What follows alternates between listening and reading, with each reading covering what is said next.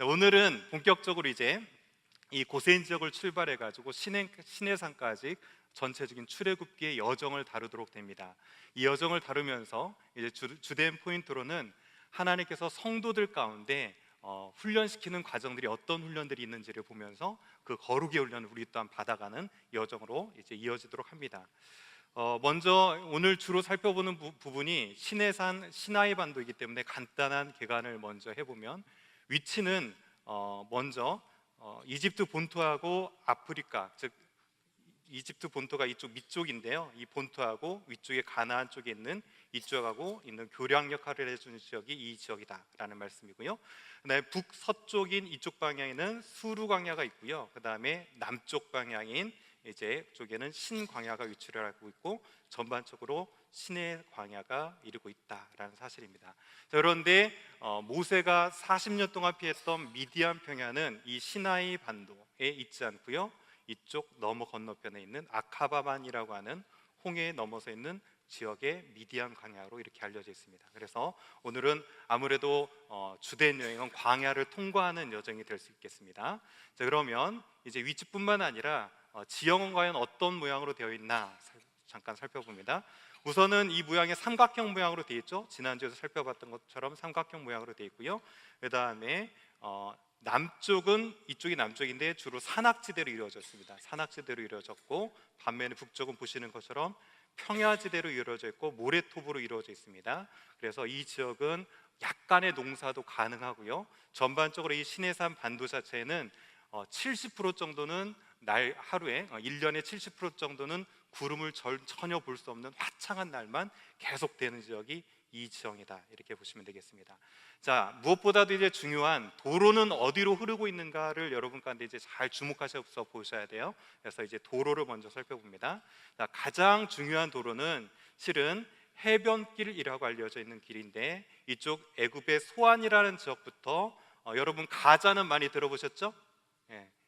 이스라엘 가자, 가자지구 많이 들어보셨을 건데, 이 가자지구를 통과해 가지고 위로 쭉 이어지는 이 해변을 따라서 이어지는 도로가 가장 중요한 도로로 알려져 있어요. 그래서 이거를 이제 해변길 내지는 국제 해안 도로, 왜냐하면 그 도로가 어디를 잇기 때문에 국제적으로 남방과 북방을 잇는 국제도로이기 때문에 국제 해안도로 내지는 해변길 정도 이렇게 불려집니다.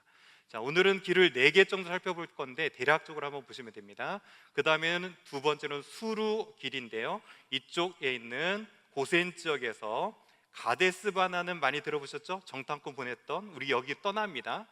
가데스 바나, 정탐꾼 보냈던 가데스 바나를 거쳐가지고 이쪽이 에일랏에서 요르단 지역을 관통하고 있는 왕의 도로라고 알려져 있는데요, 이것은 왕들이 다녔다라고 해서 왕의 길이 아니고 왕의 허가가 있어야 다니는 길이다라고 해서 이제 왕의 대로로 알려져 있어요. 그래서 이쪽 고센 지역, 수루 지역을 통과해서 가데스 바네아를 통과해 가지고 이 왕의 대로까지 이어지는 이 길이 이제 수루길, 이렇게 알려져 있습니다. 자, 세 번째 길을 살펴보는데요, 세 번째 길은 메카 순례길 이렇게 알려져 있는데, 이제 애굽의 온 지역에서 이쪽에 보면 아라비아 지역이고요, 이쪽이 메카 지역이에요. 그래서 아마 모슬렘들이 그 지역을 다스리고 있던 때에 이제 가장 이집트에서 모슬렘 메카로 이어지는 길로 빠르게 이동하기 위해서 만든 길이 이제 메카 순례길, 이렇게 알려져 있습니다. 지금 3개 길을 살펴봤고요, 마지막으로 있는 길은 자주 이용하는 길은 아니에요. 1년에 딱 한 번 정도만 이용하는 것인데,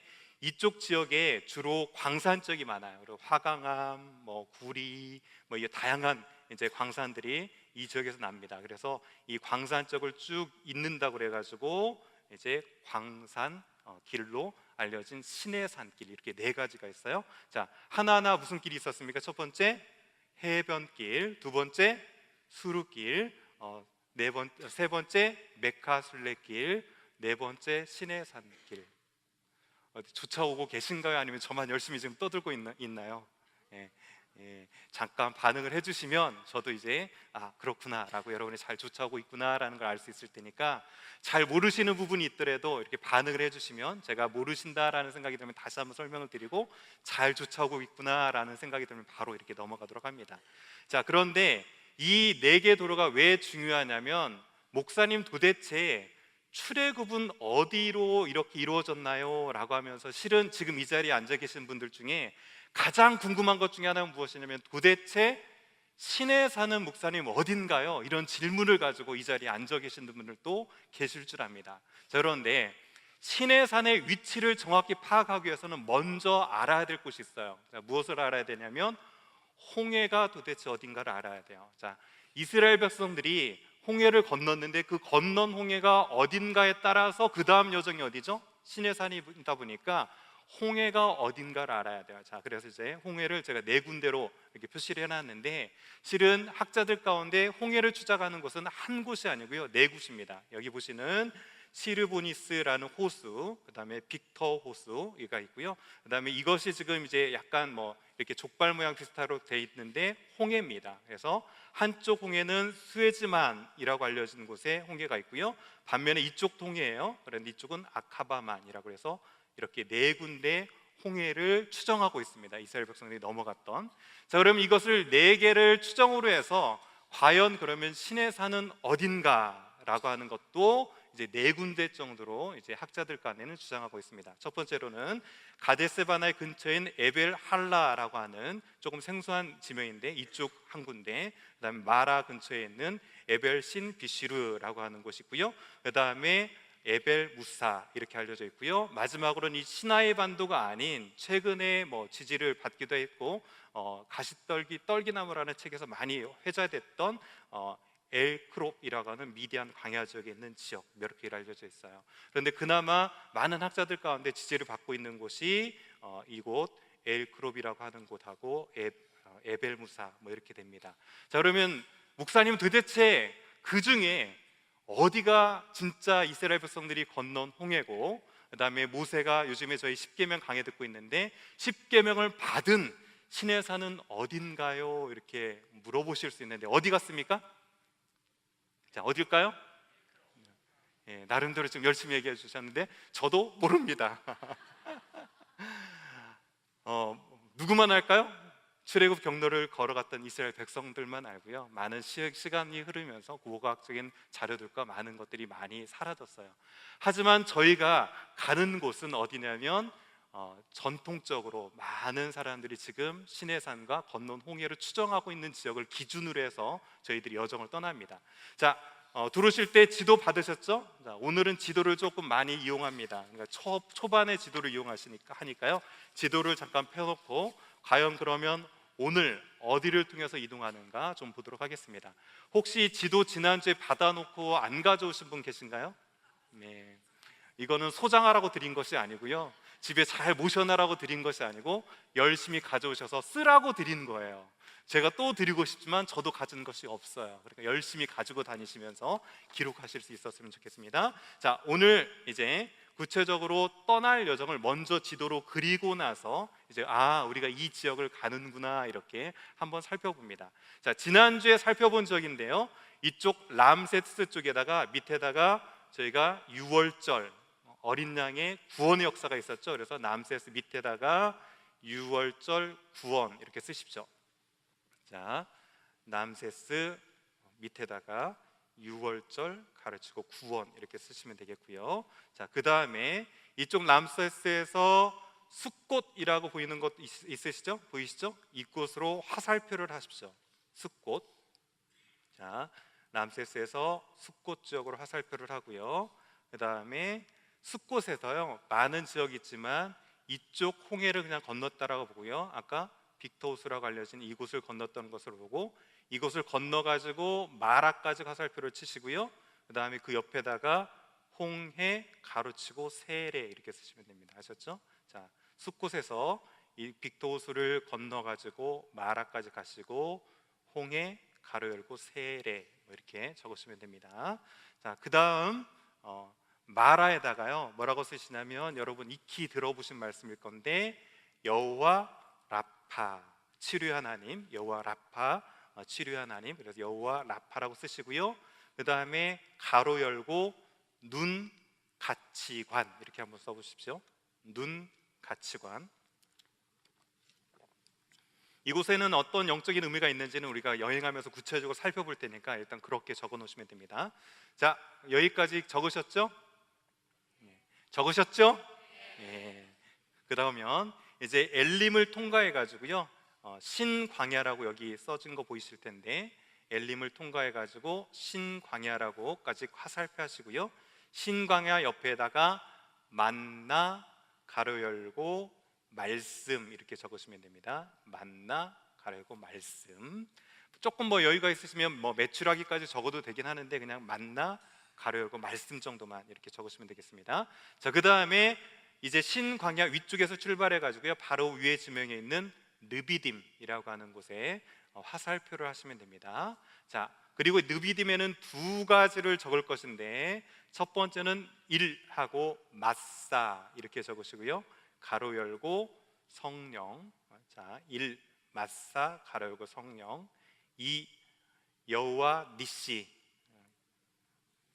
하나님은 우리의 깃발 되신다, 승리의 주님의 이름 여호와 니시라고 하시고요, 가로 열고 기도 뭐 이렇게 쓰시면 됩니다. 자, 이제 끝으로 오늘 마지막 여정인데요, 르비딤에서 시내산까지 화살표를 하시고, 시내산 옆쪽에다가 율법 슬러시하고 성막 이렇게 하시면 됩니다.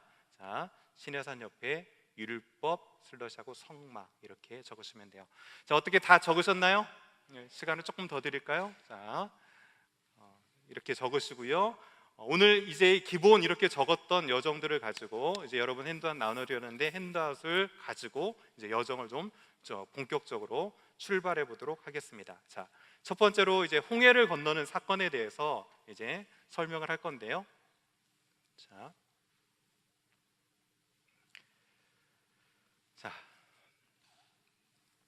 홍해를 건너기 위해서 이스라엘 백성들이 출애굽했던 장소는 이제 람세스라고 하는 지역에서 이제 출애굽을 시도했습니다. 자, 그런데 이 람세스 쪽에서 바로 곧장 해안도로를 따라서 올라가면 이제 짧은 시간 안에 이스라엘 약속의 땅으로 갈 수가 있었어요. 그런데 하나님께서는 그것을 막으셨습니다. 자, 그러면서 출애굽기 13장 7절에 구체적으로 이렇게 말씀하시죠.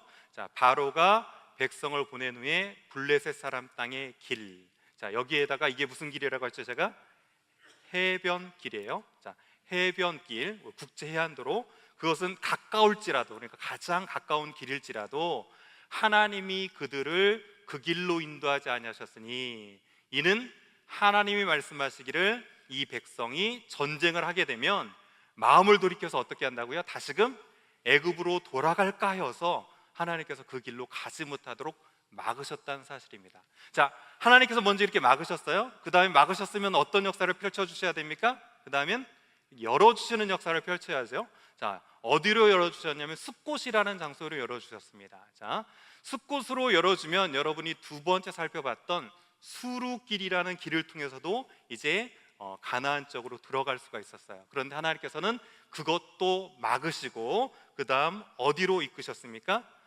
에담 광야길, 수루길로 인도하셨어요. 그리고 나서 그 광야길에 이제 종착점 중에 하나가 홍해였습니다. 자, 그런데 여기서 이제 퀴즈 하나를 냅니다. 이스라엘 백성들은 홍해를 건너기 전부터 구름 기둥과 불 기둥의 인도함을 받았다, 아니다? 자, 잘 생각하세요. 이스라엘 백성들은 홍해를 건너기 전부터 구름 기둥과 불 기둥의 인도함을 받았다. 아닙니다, 목사님. 홍해를 건너고 나서 본격적으로 광야길을 갈 때 비로소 구름 기둥과 불 기둥의 인도함을 받았다. 자, 어느 것이겠습니까? 그렇죠? 홍해를 건너기 전부터 이미 에담 광야에서부터 구름 기둥과 이제 불 기둥의 인도하심을 받았어요.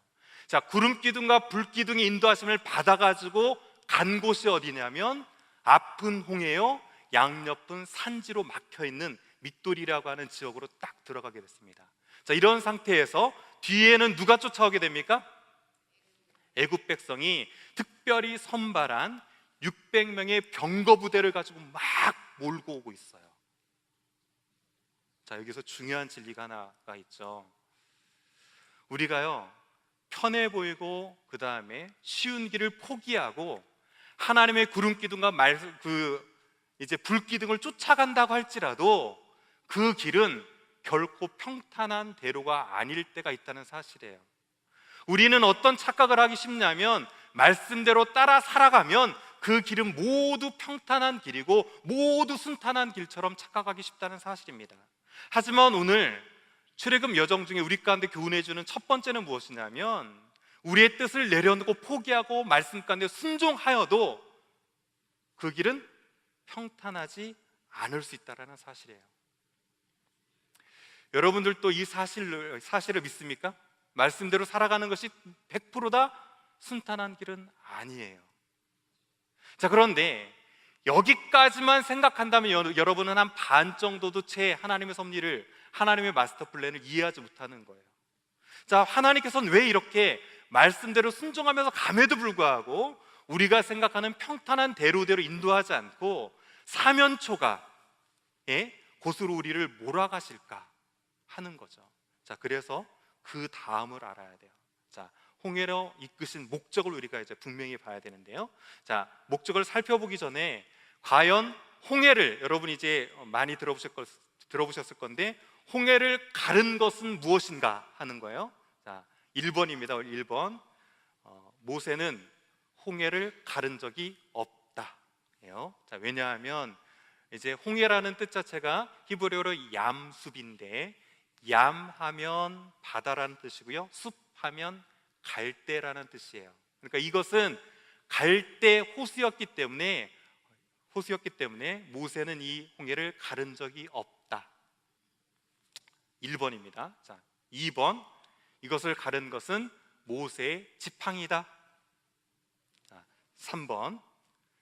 이것을 가른 것은, 홍해를 가른 것은 모세의 손이다. 아니다. 4번.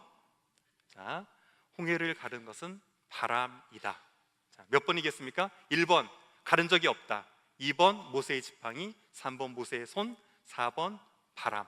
자, 몇 번이겠습니까? 나름대로 답을 다 표시해 주셨는데, 자, 몇 번 같아요? 바람? 뭐 여러 가지 있을 수 있는데, 자, 이제 출애굽기 14를 보면 14장 21절에 보면 이런 구절이 있어요. 모세가 바다 위로 손을 내밀매 여호와께서 큰 동풍이 밤새도록 바닷물을 물러가게 하시니 물이 갈라져 바다가 마른 땅이 된지라 라고 했어요. 자, 여기서 큰 동풍이라고 했습니다. 자, 큰 동풍이면 시내반도의 동쪽에는, 이집트의 동쪽에는 무엇이냐면 아라비아 사막이 있어요. 자, 그러니까 이 사막 바람이 밤새도록 불어온 거예요. 자, 사막 바람의 특징이 무엇입니까? 고온, 건조하죠. 그 바람이 밤새 불어와가지고 지팡이를 딱, 애니메이션처럼 지팡이를 딱 대자마자 쫙 갈라지는 것이 아니라 밤새도록 갈랐어요. 자, 그래서 홍해를 가른 것은 무엇입니까? 바람이었는데 그 바람을 이용하신 분이 있죠. 누가 그 바람을 이용하셨습니까? 하나님께서 그 바람을 허락하셔서 그 바다를 갈랐다는 사실입니다. 자, 그런데 하나님께서는 왜 이렇게 사면초가의 곳에 이스라엘 백성들을 몰아놓고 밤새 바람을 불러가지고 그 홍해를 가르셨던 그 하나님의 플랜의 목적은 무엇이겠느냐 하는 거예요. 자, 그 하나님의 목적은 바로 무엇이냐면 보이시기 위함이었어요. 자, 무엇이라고요? 보이시기 위함이었어요. 하나님의 플랜은 보이시기 위함이었는데 도대체 그러면 무엇을 보이시기 위함이었는가 하는 겁니다. 자, 출애굽기 14장 13절 말씀인데요, 한번 다 같이 한번 읽어봅니다. 모세가 백성에게 이르되 너희는 두려워하지 말고 가만히 서서 여호와께서 오늘 너희를 위하여 행하시는 구원을 보라. 너희가 오늘 본 애굽 사람을 영원히 다시 보지 아니하리라. 자, 무엇을 보여주시기 위함이었어요? 하나님이 행하시는 구원의 역사를 보이시게 하려고 일부러 사면초가 같은 곳에 이스라엘 백성들을 몰아넣었고요, 그 몰아넣은 이 상황에서 하나님께서 구원의 역사를 행하시는 것을 이스라엘 백성들로 보게 하셨다는 사실이죠. 자, 그리고 14장의 마지막은 이제 이런 고백으로 끝납니다. 자, 14장 마지막 31절은 이스라엘이 여호와께서 애굽 사람들에게 행하신 큰 큰 무엇을 보았을까요? 큰 능력을 보았으므로 백성이 여호와를 경외하면서 여호와 그의 종 모세를 믿었더라라는 사실이에요. 여러분, 때로는 말씀대로 살아갈지라도 평탄한 대로가 아니고 사면초가 같은 곳으로 우리를 이끌어 가실 때가 있어요. 그런데 하나님께서는 그곳에서 너 고생해봐라 라고 우리를 그렇게 이끌으시는 것이 아니라요, 하나님께서는 그곳에서 무엇을 보이시기 위함입니까? 하나님의 구원과 하나님의 능력을 보이시기 위한 기회로 그것을 삼으신다는 사실입니다. 여러분, 앞도 막혀 있고요, 옆도 막혀 있고요, 뒤도 막혀 있어요. 그러면 볼 수 있는 곳은 어디입니까? 딱 한 곳 있죠? 네. 여러분은 땅을 보시는 자가 아니라 어디를 보는 자입니까?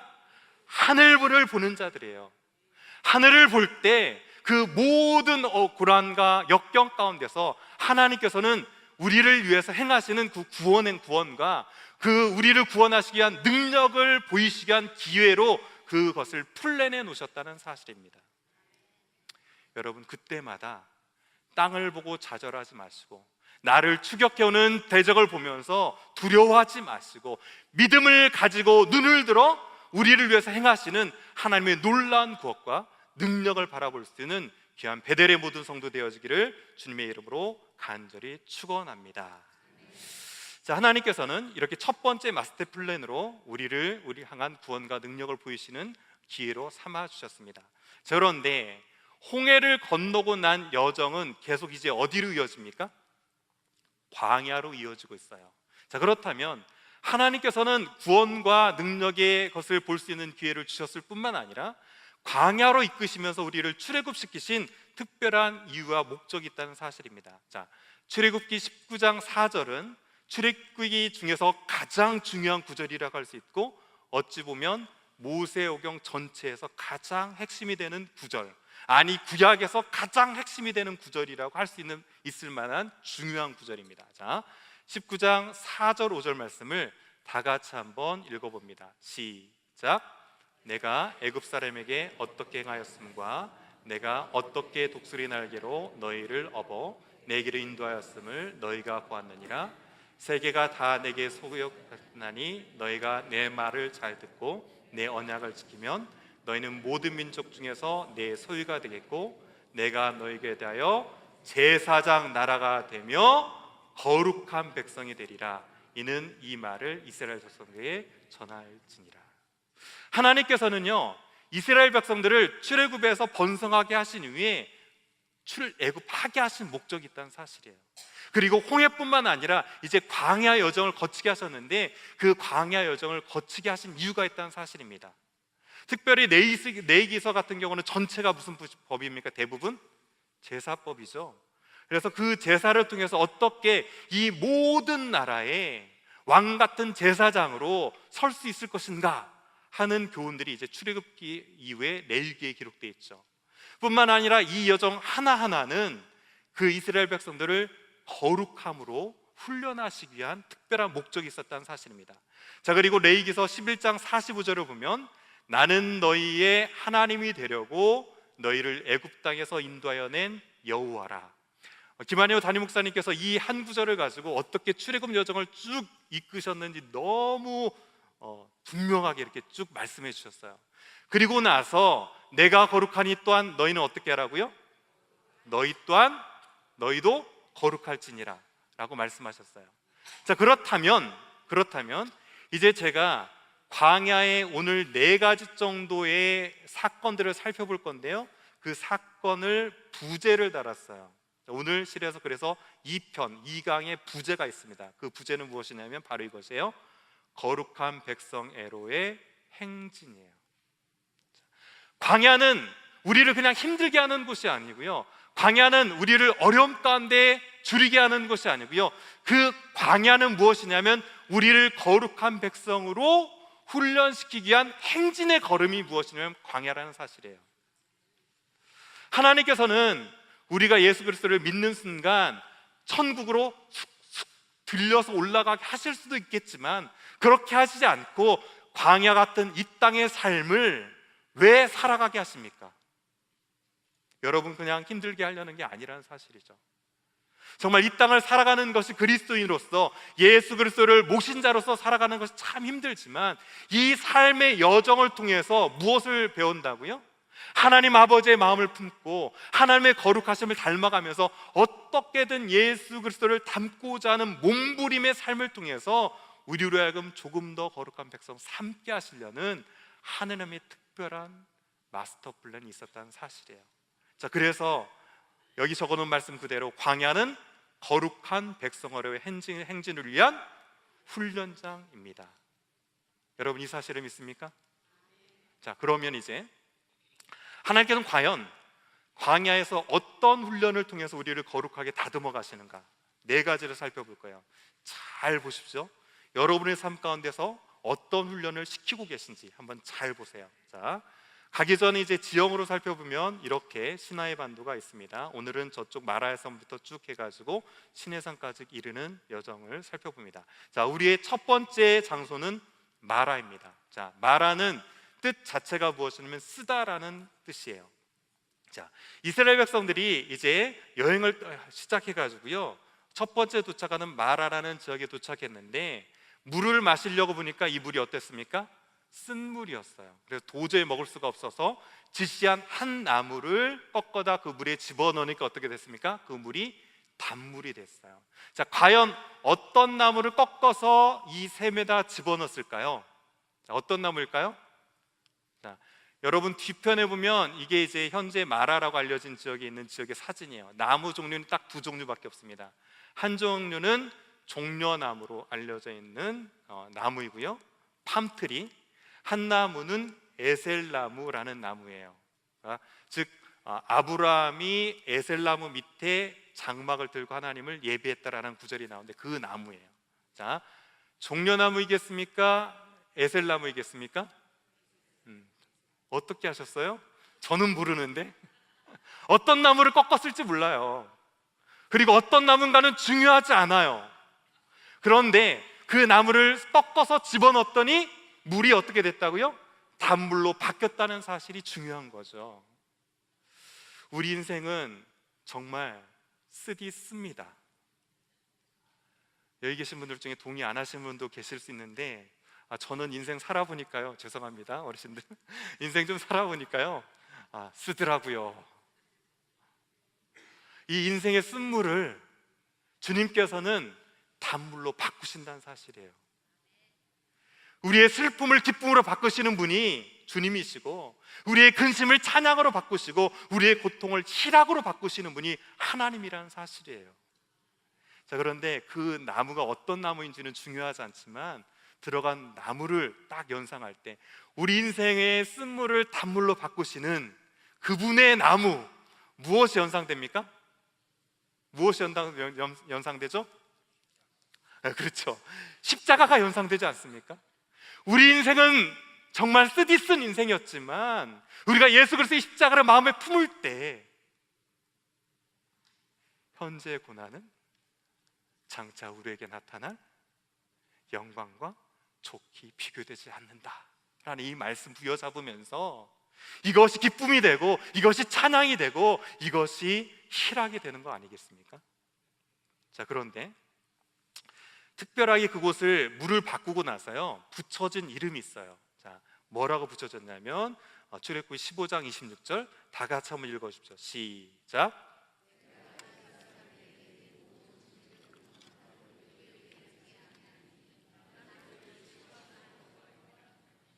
나는 너희를 치료하는 여호와임이니라. 자, 여기서 라파 하면 치료하다라는 뜻과 함께 의사라는 단어가 있어요. 똑같은 단어입니다. 자, 나는 너의 의사가 된다는 거예요. 자, 그런데 우리 굿닥터 예수님이 계시죠. 저는 김한영 목사님이 수요 말씀 여행을 쭉 이끌어 오셨는데 가장 기억에 남는 시리즈 중에 하나가 뭐냐면 굿닥터 예수님 시리즈였어요. 자, 그리고 그것이 무엇으로 출발됐습니까? 쉼, 멈춤이 아니라 동행이다라는 책으로 출판됐죠. 그 시리즈에서 말씀하신 것처럼 우리의 굿닥터가 있어요. 우리 인생의 쓴물을 단물로 바꾸실 만한 의사가 계세요. 그분이 곧 누구십니까? 예수 그리스도시죠. 자, 그런데 주님께서 무엇이라고 했냐면 단순히 너희의 육체적인 질병만을 고치러 온 것이 내가 아니고 나는 건강한 자에게 의사가 필요가 없는데 병든 자에게 쓸 때가 있다. 내가 곧 의사로 이 땅으로 왔는데 나는 의인을 부르러 온 것이 아니라 누구를 부르러 왔다? 죄인을 부르러 온 의사다라는 사실이죠. 자, 그러면서 주님께서는 이렇게 우리의 쓴 죄의 뿌리를 치유하시기 위해서 하신 방법이 있죠. 이사야서 53장 5절 말씀. 그가 찔림은 우리의 허물 때문이요 그가 상함은 우리의 죄악 때문이라. 그가 징계를 받음으로 우리는 평화를 누리고 그가 채찍에 맞음으로 십자가 지심으로 우리는 나음을 받았느니라. 아멘, 할렐루야죠. 예수님께서는 이렇게 우리 육체적인 질병뿐만 아니라 깊이 뿌리 박혀져 있는 죄로부터 우리를 자유케 하시고 그 죄의 모든 부산물로 나오는 질병까지도 치유하기 위해서 이 땅 가운데 오신 분이 우리가 알고 있는 굿닥터 예수 그리스도신 줄 믿습니다. 아멘. 오늘 또 그분을 붙들므로 우리 삶의 회복의 치유의 역사가 일어나는 귀한 은혜가 있기를 간절히 축원합니다. 자, 그런데 오늘 홍해를 건너는 첫 번째 이적이 무엇이었습니까? 이렇게 샘을 바꾸는 거였어요. 자, 그런데 잘 생각해 보면 여러분 엘리사와 예수님의 첫 이적을 떠올려 보십시오. 자, 엘리사의 첫 이적은 무엇이었을까요? 자, 여러분 털보와 대머리 시리즈가 끝난 지가 별로 안 됐습니다. 자, 우리 대머리 아저씨 엘리사 첫 번째 옷을 딱 주워가지고 여리고 그 요단강을 쫙 갈라가지고 넘어가지고 여리고에 도착하자마자 첫 번째 일을 했어요. 자, 무슨 일을 했습니까? 아이고야. 자, 요단강을 건너왔어요. 자, 여리고에서 첫 번째 일을 했어요. 자, 무슨 이적을 했습니까? 여리고에 물을 바꿨죠. 물 근원에다가 소금을 치니까 이전에는 열매가 떨어지던 것들이 떨어지지 않았어요. 그렇죠? 자, 여러분 너무너무 잘 아는 예수님의 첫 번째 이적은 무엇입니까? 가나 혼인잔치에 물을 포도주로 바꾸는 것이었어요. 자, 여기서 잘 살펴보면 물을 포도주로 바꾸는 것에 영적인 의미가 담겨져 있다는 사실이에요. 자, 잘 보십시오. 샘은 엔이라고 부릅니다. 뭐라고요? 엔. 자, 엔게디 들어보셨죠? 게디가 있는 샘이란 뜻이에요. 그러니까 다윗이 숨어들었던 샘. 에낙골에 들어보셨죠? 삼손이 나귀뼈로 1000명 죽이고 나서 목마라고 부르짖으니까 물이 없다가 엔학골에라는 곳에서 물이 터져 나와서 소생했던 지역. 엔로겔. 전부 N이 붙으면 전부 무엇입니까? 여러분들이 보면서 N이 붙으면 무엇으로 생각하냐면 샘이라고 보시면 돼요. 샘. 아셨죠? 자, 성경에 N이라는 지명이 등장하면 무엇이라고요? 샘입니다. 샘. 자, 그런데 이 샘과 똑같이 쓰고요, 읽기만 다르게 써요. 자, 눈을 뭐라고 하냐면 아인이라고 합니다. 뭐라고요? 아인. 자, 똑같이 썼죠? 자음만 다르게 찍어 놓고 다르게 읽어요. 그런데 히브리어 성경에는 자음이 없어요. 그렇죠? 그러니까 모음이 없어요. 그러니까 자음만 써놔도 이것을 딱 보고 샘으로 읽든가 눈으로 읽든가 둘 중에 하나를 선택해서 문맥상에서 읽어야 돼요. 자, 그렇다는 얘기는 샘을 바꿨다는 얘기는 동시에 무엇을 바꿨다는 얘기입니까? 눈을 바꿨다는 얘기예요. 자, 눈을 바꿨다는 얘기는 곧 무엇을 바꾼 겁니까? 여러분, 눈이 바뀌었어요. 보는 것이 달라졌어요. 자, 무엇이 바뀐 겁니까? 그렇죠? 가치관이 바뀐 거예요. 자, 오늘 첫 번째 마라에서 있었던 것은 무엇이냐면 하나님께서는 우리의 가치관을 바꾸신다는 사실이에요. 자, 이전에 애굽의 종되었던 종의 시각, 죄의 종로로 타던 세상이 중심이고 내가 중심이었던 시각으로 바라보던 눈을 어떻게 바꾸기를 원하시는 거였죠? 하나님의 백성의 시각으로 바꾸시기를 원하셨던 사건이 오늘 마라에 담겨져 있는 영적인 의미 중에 하나입니다.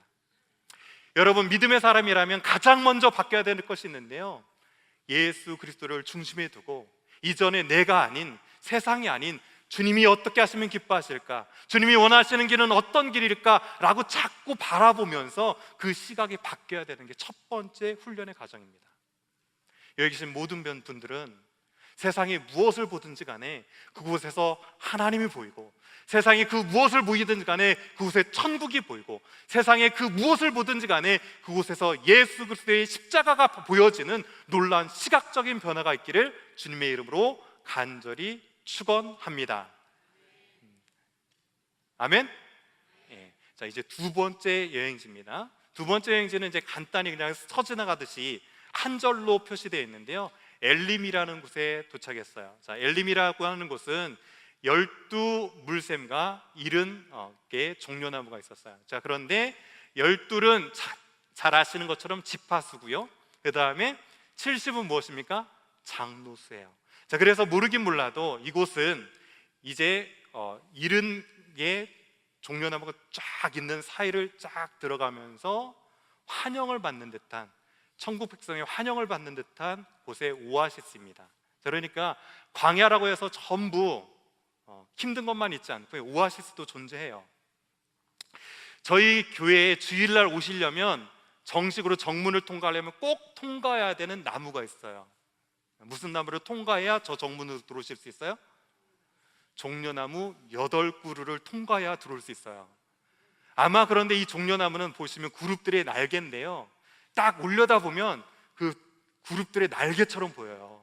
그러니까 아무런 감흥 없이 오시지 말고요, 오시다가 저기 종려나무 보면 하늘을 한번 보세요. 아, 이렇게 천사가 우리를 안위하면서 이렇게 환영해 주는구나. 자, 그 다음에 70장로까지는 못 쓰고요, 저희가 6명, 7명이 풀타임 목사님들이 쭉 섭니다. 자, 그런데 그것이 쑥스럽다고 막 피해 가시는데요, 저희는 다른 마음이 아니고 오시는 성도님들을 어떻게든지 간에 은혜 받기를 바라는 마음으로 환영해 주는 거예요.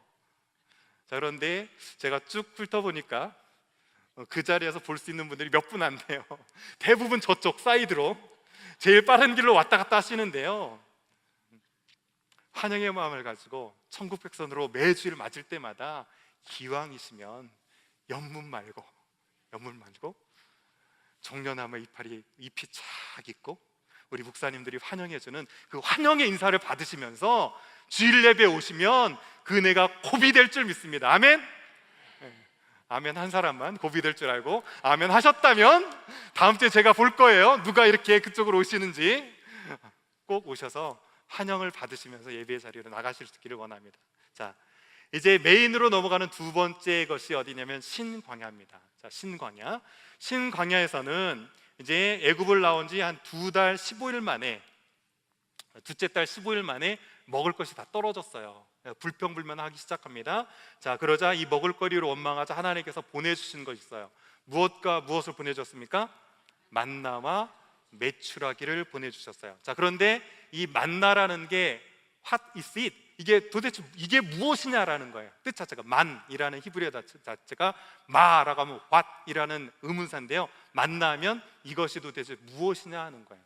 자, 만나의 그래서 모양과 맛에 대해서 드러나는 이제 성경 구절을 잠깐 살펴봅니다. 자, 출애굽기 16장 13절을 보면 이슬이 마른 후에 광야 지면에 작고 둥글며 서리같이 가는 것이 있는지라. 자, 뭐라고요? 작고 둥글면서 서리 같은 것이 있다라고 했고요. 자, 그 다음에 그것은 가시같이 희고 맛은 어떻게 됐다고요? 꿀 섞은 과자 같더라 라고 되어 있어요. 자, 여러분 만나를 보신 적이 있나요? 자, 보신 적이 있나요? 안 보셨어요? 네. 오늘 만나 좀 보여드릴까요? 네. 원하시면 보여드리고 안 하시면 뭐 저는 넘어가도 상관없고 저는 봤으니까. 자, 만나 좀 보여드려요? 네. 자, 이것이 광야에서 자라는 만나라는 풀입니다. 자, 잘 보시면 조금 큰 사진이면 더 좋은데 끝에 하얗게 맺혀 있는 거 있죠? 자, 보이시는 분들만 보여요, 믿음으로. 신의 광야 오는 그 신광야라고 하는 곳에 있는 지역들의 것을 찍은 거예요. 잘 보면 그 풀 끝에 하얗게 조그만하게 맺힌 것들이 있어요. 그렇죠? 자, 그 다음에 잘 보면 가시 같고라고 되어 있는데, 여러분 이 가시, 라고 하면 여러분 생소하지만 실은 이게 가시가 아니고요, 고수풀의 실란트로 아시죠? 실란트로의 씨앗을 여기서는 이제 가시라고 표현했어요. 그렇게 동그랗게 생겼어요. 자, 그런데 제가 만나러 보여드린다고 했지만 이 식물에서 나는 끝에 것을 얼마나 채취해야 200만이 먹을 수 있겠습니까? 오늘날 가보면 풀이 몇 폭이 있지만 200만이 먹을 정도가 되지 않아요. 그러니까 어림짐작해서 이런 모양이지 않을까라고 추정은 가능하지만 이것이 만나는 아닙니다. 그렇죠? 무엇으로 설명될 수 있습니까? 학자들은 이렇게 해가지고 우리 이해를 돕을 수 있는 풀을 가지고 우리 이해를 돕고 있긴 하지만 인간의 이성을 뛰어넘어서 공급되는 것이 무엇이냐면 하늘에서 내리는 만나예요. 자, 그러면 이 만나가 가지고 있는 의미는 무엇일까요? 하는 거예요. 자, 출애굽기 16장 4절 말씀입니다. 한번 다 같이 한번 읽어주시죠. 시작.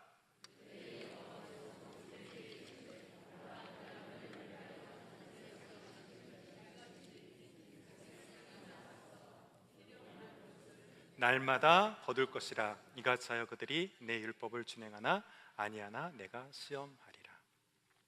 만나의 가장 큰 특징은 무엇이냐면 하늘에서 내린 양식이에요.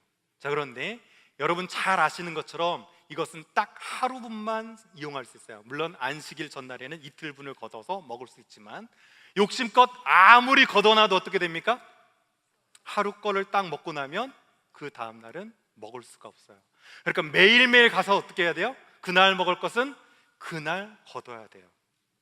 자, 그래서 제가 여기에다가 별명을 하나 붙여봤는데요, 매일 만나의 영성이라는 제목을 좀 붙여놨어요.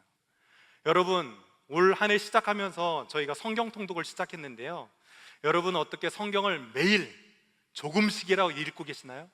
아니면 이 중에서 나는 이미 1년분의 성경 통독을 다 했으니까 읽지 않아도 된다라고 하면서 편하게 발 뻗고 계시는 분이 계신가요? 아니면 두고 뒀다가 이제 뭐 한 달 정도면 내가 속독하면 읽을 수 있으니까 그때 읽어야지 하고 미뤄두신 분이 계십니까? 그런데 하늘에서 내리는 만나는 그런 식으로 우리 영적인 갈급함을 채워줄 수 있는 게 아니에요. 매일 만나야 돼요. 매일 만나를 먹어야 돼요. 매일 만나야 돼요. 하나님을 만나야 돼요. 말씀을 통해서 만나야 돼요. 그러지 않으면 우리는 광야 같은 삶에서 줄일 수밖에 없어요. 여기 계신 모든 분들은 그 양이 얼마가 됐든지 간에 그날 하나님께서 우리 가운데 주시는 일용할 양식인 만나를 꾸준히 먹음으로 늘 영적인 가람이 아니라 충만함 가운데 거하실 수 있는 여러분 되시기를 간절히 소원합니다. 아멘. 자, 그래서 만나는 매일 만나의 영성이 필요하다라는 사실이에요. 자, 그런데 이 만나가 결과적으로는 가리키고 있는 것들이 있었죠. 자, 무엇을 가리키고 있습니까? 자, 요한복음 6장 35절을 보면 김홍식 목사님께서 에고에이미 시리즈를 쭉 해주셨는데 이제 오병이와 더불어서 만나에 대해서 설명해 주실 때 나는 곧 떡이라고 하면서 무슨 떡이라고 했습니까? 생명의 떡이라는 사실이에요. 그래서 우리 예수 그리스도께서 생명의 떡이 되신다, 이 생명의 떡 되신 예수 그리스도를 사람은 먹을 것으로만 사는 것이 아니라 하나님 말씀으로 살 것이라는 이 진리를 부여잡을 수 있도록 교훈해 주는 곳이 어디냐면 신광야입니다. 자, 그 다음에 이제 느비딤으로 여행을 떠납니다. 느비딤에서는 두 가지 사건이 있었어요. 두 가지 사건이 있었는데 잘 기억해 주십시오. 첫 번째는 어떤 사건이냐면 마사 무리바라고 알려지는 사건인데요. 자, 느비딤이라고 하는 뜻 자체가 무엇이냐면 쉬는 장소, 원기 회복이라는 뜻이 있어요. 자, 뭐라고요? 쉬는 장소, 원기 회복이라는 뜻 자체가 느비딤이 가지고 있는 단어예요. 자, 그리고 제가 찍어놓은 이 사진 자체가 현대 느비딤이고요. 보시면 나무들 사이에 무엇이 보입니까? 물이 있죠. 자, 그러니까 느비딤에 가면 쉴 수 있고 원기를 회복할 수 있다라고 믿고 가는 곳이 어디냐면 느비딤이에요. 자, 그런데 느비딤에 막상 가보니까 무슨 일이 벌어집니까? 마실 물이 없었어요. 자, 그래서 모세가 어떻게 합니까? 원망하는 이스라엘 백성들을 향해서 지팡이로 반석을 치자 어떻게 됐죠? 물이 나왔어요. 자, 그런데 하나님께서는 이 불평했던 이 사건을 두고 무엇이라고 하냐면 너희가 나를 시험하였다 라고 해서 붙여진 이름이 마사라는 뜻이죠. 자, 이스라엘 백성들이 기대했던 바가 있어요. 느비딤에 가면 쉬는 장소고 원기를 회복할 수 있겠구나. 이쯤 걸어가서 어려움을 당했으면 이제 회복이 기다리고 있겠구나 라면서 기대하면서 갔어요. 자, 그런데 그곳에 회복이 아니라 갈증이 기다리고 있었죠. 그러자 그들이 기대와가 달랐던 이 갈증으로 인해서 불평했어요. 자, 불평했어요. 그런데 하나님께서는 불평했다고 하지 않고 그것을 무엇이라고 얘기합니까? 너희가 나를 시험하였는데 무엇을 시험하였다? 내가 있는지 없는지 나의 존재 자체에 대해서 시험했다라고 얘기하고 있습니다. 그래서 우리는 특별히 조심해야 돼요. 우리는 불평한다고 불평하지만 그 불평은요 실은 하나님을 시험하는 것이고요, 그 시험은 더 나아가서는 하나님의 존재 자체를 우리가 저울질하는 것이 될 수 있기 때문에 믿음의 사람은 특별히 불평하는 이 문제에 있어서 조심하셔야 됩니다. 히브리서 11장 6절을 보면 믿음이 없이는 하나님을 기쁘게 하지 못하나니 하나님께 나가는 자는 반드시 그가 계신 것과 또한 그가 자기를 찾는 자들에게 상 주시는 자이심을 믿어야 할지니라. 아멘. 이 믿음 가지고 여러분의 기대와 다른 것들이 여러분을 기다리고 있다고 할지라도, 세상의 이름 뜻과 다른 것이 여러분을 기다리고 있다고 할지라도 불평하지 않기를 간절히 축원합니다. 하나님의 존재를 시험하는 그런 우둔한 일을 행하지 않기를 주님의 이름으로 간절히 축원합니다. 자, 그렇다면 이제 반석에서 물을 냈는데요, 그 반석과 물이 가지고 있는 영적인 의미는 무엇일까 하는 것을 살펴봅니다. 자, 첫 번째로 고린도전서 10장 4절은 반석에 대해서 이렇게 얘기합니다. 다 같은 신령한 음료를 마셨으니, 지금 이 사건을 두고 얘기한 거예요. 이는 그들을 따르는 신령한 반석으로부터 마셨으니 그 반석은 곧 누구다? 그리스도시다 라는 사실이에요. 자, 이 반석을 쳤을 때 예수 그리스도가 십자가에 죽으신 후에, 묻힌 후에 부활 승천하신 이후에 이제 보내주신 분이 계세요. 자, 이 보내주신 이미지가 물과 연관이 되어 있어요. 반석이 깨트려지고 물이 나왔던 것처럼 예수 그리스도가 깨트려지고 우리 가운데 공급된 것이 있다는 사실이죠. 자, 요한복음 7장 37절을 보면 이렇게 얘기합니다. 명절 끝날 곧 큰 날에 예수께서 서서 외쳐 이르시되 누구든지 목마르거든 내게로 와서 마시라. 나를 믿는 자는 성경의 이름같이 그 배에서 생수의 강이 흘러나오리라 하시니, 이는 그를 믿는 자들마다 받을 무엇을 가리킨다? 성령을 가리키는 말씀이라 라는 사실이에요. 자, 그래서 첫 번째 느비딤에서 기억하실 것은 무엇이냐면 반석 대신 예수 그리스도, 터쳐나온 성령을 기억하세요. 아셨죠? 자, 이것이 어떻게 연관이 되는지는 이제 조금 있다가 더 설명드립니다. 자, 두 번째 시험입니다. 두 번째 사건이에요. 자, 이 느비딤을 통과할 때 이제 공격했던 사람들이 있어요. 누가 공격했습니까? 아말렉이 공격했어요. 자, 그런데 이 아말렉은 하나님께서 어떻게든지 모두 처단하도록 했어요. 그래서 사울에게도 첫 번째 미션이 주어졌을 때 어떤 미션이 주어졌냐면 모든 아말렉을 진멸하도록 했죠. 그런데 그 사울이 이제 눈에 보기 좋은 것들을 살려줘서 진멸하지 않았던 것, 하나님께서는 이 아말렉을 진멸하라고 했는데 왜 그렇게 아말렉을 진멸하도록 명령해 놓으셨을까? 그것을 알 수 있는 것이 신명기 25장 17절의 말씀에 보면 그들이 어떻게 공격했는가를 보면 알 수 있고요, 그 공격을 보면 사단이 우리를 공격하는 양상과 비슷하게 비춰집니다. 자, 너희는 애굽에서 나오는 길에 아말렉이 내게 행한 일을 어떻게 하라고요? 기억하라. 곧 그들이 너를 길에서 만나 내가 피곤할 때, 모든 여정 가운데 걷다 피곤했을 때 뒤에 떨어진 약한 자들을 쳤고 하나님을 두려워하지 아니하였다라는 사실이에요. 사단은 어떻게 우리를 공격합니까? 우리 약점을 너무너무 잘 알아요. 그 약점 가운데 우리가 뒤처져 있을 때 사단은 그 부분을 공격하기 쉽고요. 또한 우리가 육체적으로 영적으로 피곤해 있을 때 우리를 공격하기 쉽다는 사실이에요. 자, 그래서 믿음의 사람들은 영적으로 건강할 뿐만 아니라 육체 또한 잘 관리하셔야 돼요. 육은 육이고 영은 영이기 때문에 나는 영적인 것만 신경 쓰면 육은 아무렇지도 않다, 이런 생각은 버리시고요. 영과 혼이 육이 하나입니다.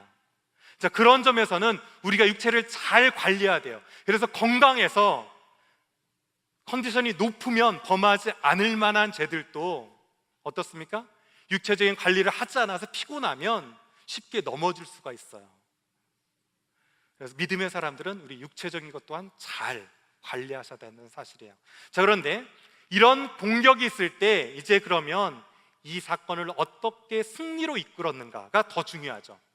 물론 사단이 우리를 어떻게 공격하는가도 잘 알아야 되겠지만 무엇을 더 잘 알아야 되죠? 그 공격이 있을 때 이것을 어떻게 방어해서 막아낼 수 있을까 하는 것이 더 중요할 수 있겠죠. 자, 승리의 비결입니다. 자, 한번 출애굽기 17장 10절 말씀 다 같이 한번 읽어주시기 바랍니다. 시작.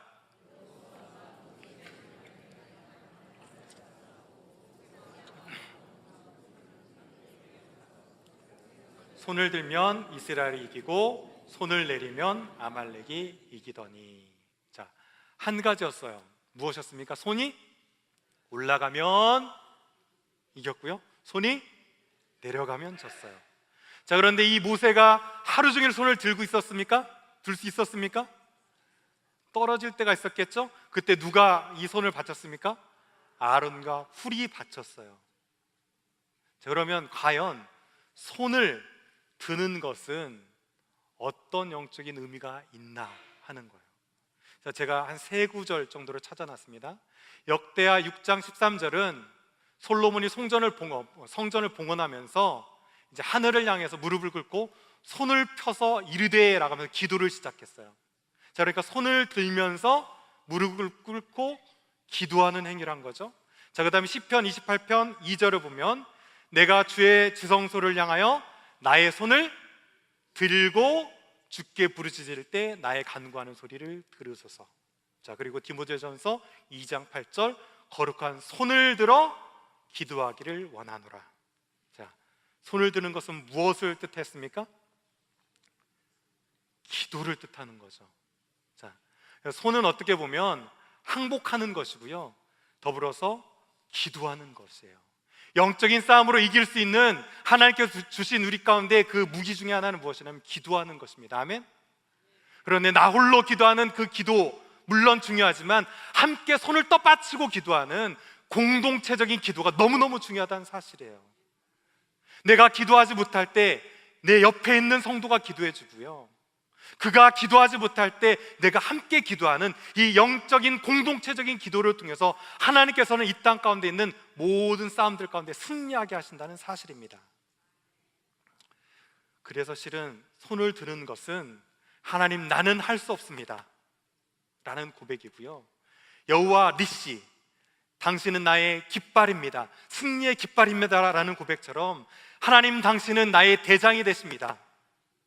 전쟁은 나에게 속한 것이 아니고 하나님 당신에게 속한 것이기에 내가 싸우려면 패배하지만 주님께서 싸워주시면 승리할 수 있습니다 라는 믿음의 고백이 바로 기도요, 기도의 손을 높이 드는 것이라는 사실이죠. 여러분, 우리가 피곤할 때 우리 연약함을 공격하는 그 사단의 어떠한 공격 가운데도 우리가 공동체적으로 하나 되어져서 기도할 때 결코 패배하지 않는 승리의 역사가 저와 여러분 가운데 있을 줄 믿습니다. 아멘. 자, 이렇게 해서 저희가 4군데 장소를 빠르게 왔어요. 자, 첫 번째 마라라는 곳을 거쳤고 신광야, 중간에 엘림, 그 다음에 느비딤 2사건이에요. 자, 그리고 나서 이른 곳이 어디냐면 시내산이죠. 자, 시내산에서는 크게 2가지를 받았습니다. 이제 출애굽기 19장부터 24장까지는 율법을 수여하는 장면이에요.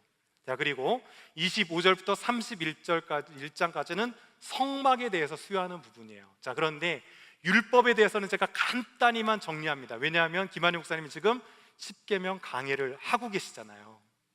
근데 제가 목사님 첫 번째 강의를 딱 들으면서 무릎을 팍 치면서 역시 목사님, 제가 하고 싶은 말 속 시원하게 해주신다,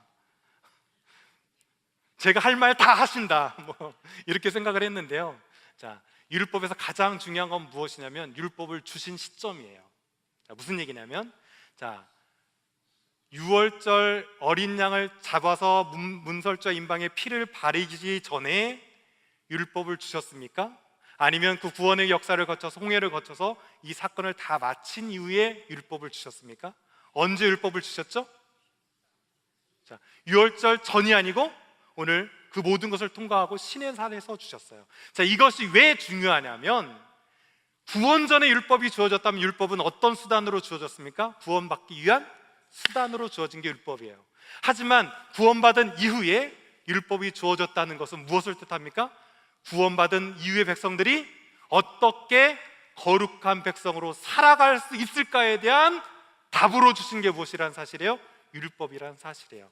그래서 구원은 율법에 있지 아니하고요, 율법은 우리의 거룩한 백성의 행로를 지시해주는 나침반과 같은 역할을 해주는 게 율법이다. 자, 이 정도가 실은 핵심입니다. 아셨죠? 이 핵심을 가지고 김한희 목사님이 4계명부터 또 계속 이어서 풀어주실 테니까 잘 보시고요. 오늘은 시내산에서 받은 성막의 특징적인 부분을 살펴봅니다. 자, 잘 보시면 첫 번째, 여러분 그 지도를 반으로 뒤집어서 접으면 여기 보면 성막 지도가 성막 평면도가 있어요. 그러니까 성막 평면도를 딱 펴놓으시고 거기에다가 이제 표시하시면 됩니다. 자, 첫 번째 보시는 곳이 어디냐면, 자, 번제단 보이시죠? 번제단 있고요. 그 다음에 이거는 이제 뜰에 있는 기구들만 잠깐 살펴보면 두 번째가 물두멍이에요. 자, 그런데 번제단은 우리가 무엇을 떠올릴 수 있냐면 유월절 어린 양을 떠올릴 수 있어요. 자, 그렇죠? 이 번제단에서 양을 잡아서 피를 흘림으로 구원의 역사가 시작되는 것으로 보면, 어떻게 보면 번제단이 유월절에 어린 양의 구원의 역사를 떠올릴 수 있는 기구 중에 하나입니다.